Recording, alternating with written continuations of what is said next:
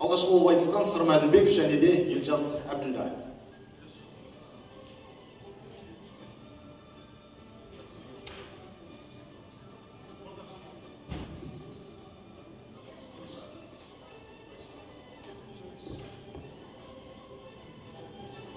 Елжас, енді өзіңе 20-30 секундтай ойлануға, ой қорытуға уақыт беріледі.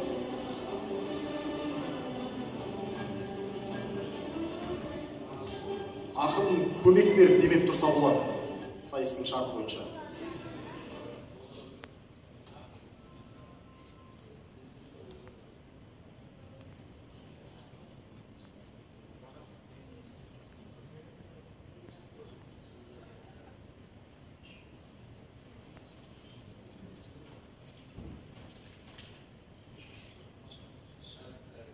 Ал Елжас, ойыңды қорытсаң, бір-екі шумақ өлеңмен жеткізсең.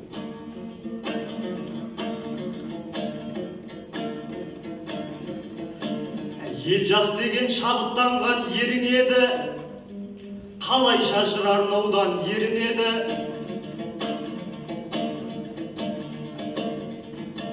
Қайтадан бірінші боп шығып тұрмын, жүректерден өлеңім төгіледі. Кімнің қандай екені аламанда, суырып сап айтқанда көрінеді.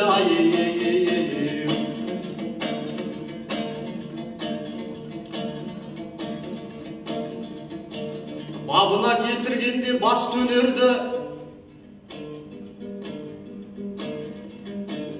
жөн көрді осылайша жас түлеуді.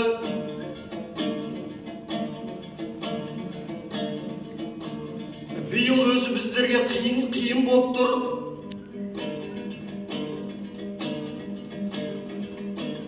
Бұрын көп көре қоймас маска келді.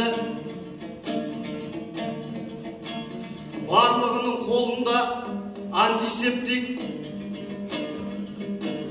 Бірақ та көрмейміз ғой тас түнеуді. Қаншама вирус келгенменен қазақтай жоя алмайды қасқыр елді.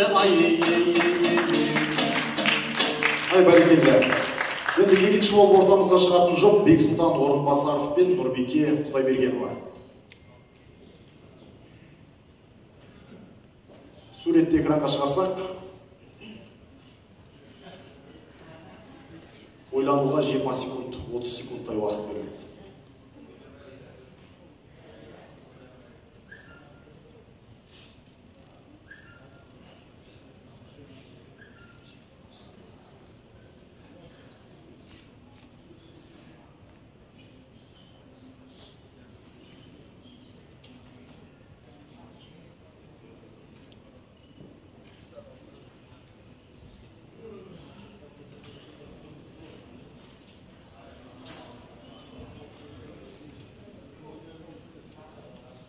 Ал Нұрбеке бастасаңыз.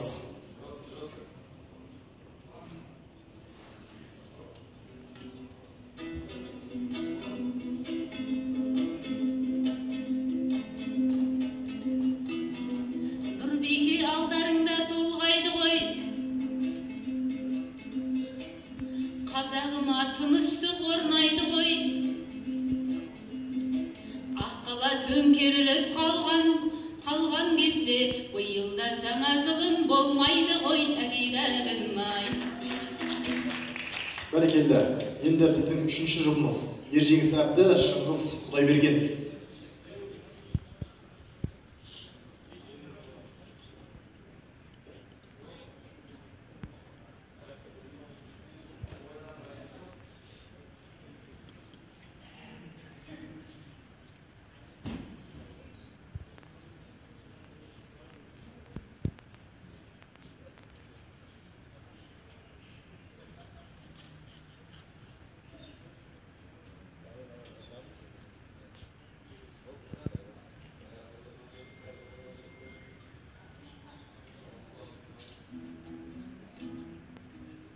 Алшыңыз уақыт болды.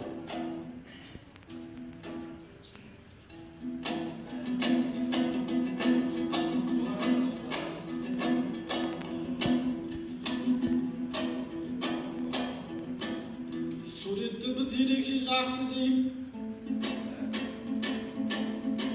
Қазағын көтеріңдер басты биік. Ең бай адам қалыпты тұмауратып.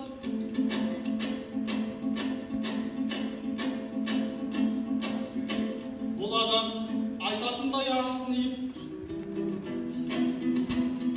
Ағайын бәрінде маска тағып жүріңдерші, Францияның өзі де маска киіп ай.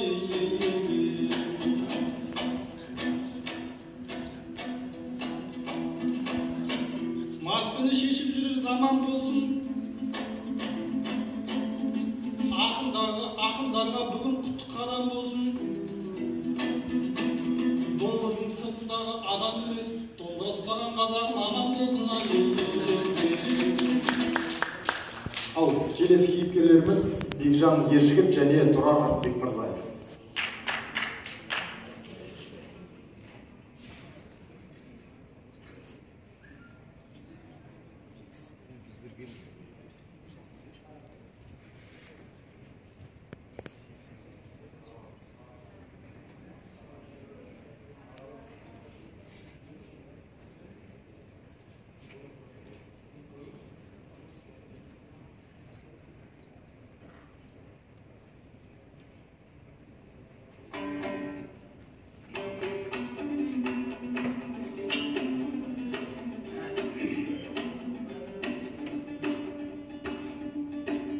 Осындай тарқамасын жыр күніміз,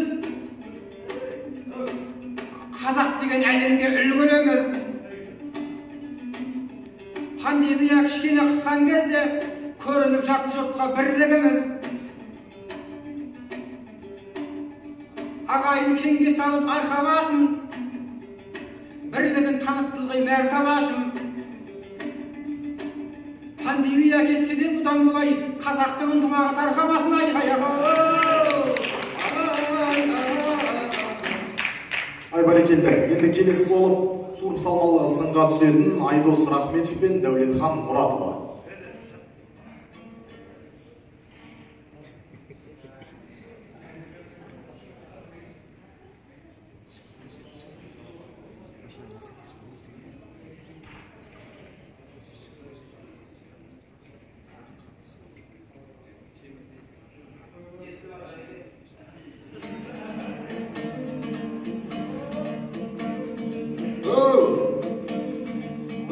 Жүрегімнен шықсыншы жырым ұтқыр. Маған осы сурет шіркін бұйырып тұр. Желтоқсанның ызғары ерте түсіп, газдың күші болмай үйлер суынып тұр. Темірден жаратылған адам түгіл, темірдің өзі барып трубаға шіркін жылынып тұр. Ай бәрекелді. Енді жаңа қазылардың жоғары бағасын алған соңғы жұлдыз Нұрмат Мансұров және Айдар Сайлауов ортада.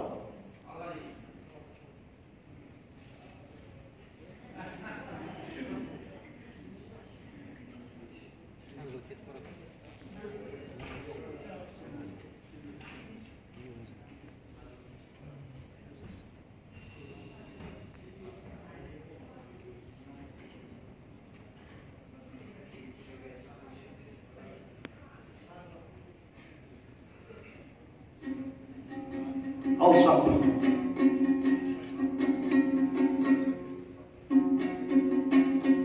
Бұл сайыста мен енді жеге тұрам, айтыста көңіліме өтетін ән.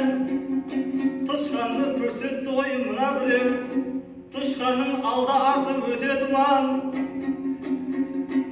Әдемі өлім тауып кетер едім, басқа сурет көрсеткенде лед экран. Келемін осы жерде тартып өлең айттым ақындық қалпыменен. Тышқан жылы тышқандай болып кетті, тышқан жылы шынымен салқын екен. Сиыр жылы келіп қалғасын ба, тышқан кіріп барады арқыменен. Ай бәрекелді, енді құрметті қазылар алқасы дайын болсаңыздар, екінші ширату кезеңінің бағасын берсеңіздер, бізде алғашқы болып өнер көрсеткен Сырым Әділбек және Елжас Әбділда. Елжас бауырымыздың суырып салмалығына өздеріңіздің бағаларыңызды берсеңіздер. 7, 10, 9, 19. Жалпы ұпай саны? Жалпы ұпай саны 45. Екінші болып өнер көрсеткен Бексұлтан Орынбасаров пен Нұрбеке Құдайбергенова. 7, 9, 8, 8, 9. Жалпы ұпай саны? Жалпы ұпай саны 41. Ержеңіс атты Шыңғыс Құдайбергенов. 7, 9, 9, 8, 9. Жалпы ұпай саны? Жалпы ұпай саны 42. Төртінші болып тапқырлығы сынға түскен Бекжан Ержігіт және Тұрар Бекмырзаев. 7, 9, 9, 7, 10. Жалпы ұпай саны 42.